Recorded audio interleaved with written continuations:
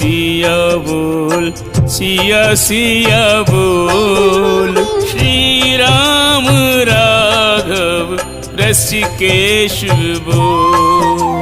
सिया बोल सिया बोल सिया सिया बोल। श्री राम राघव रसिकेश बोल। सिया बोल सिया बोल सिया बोल सिया बोल।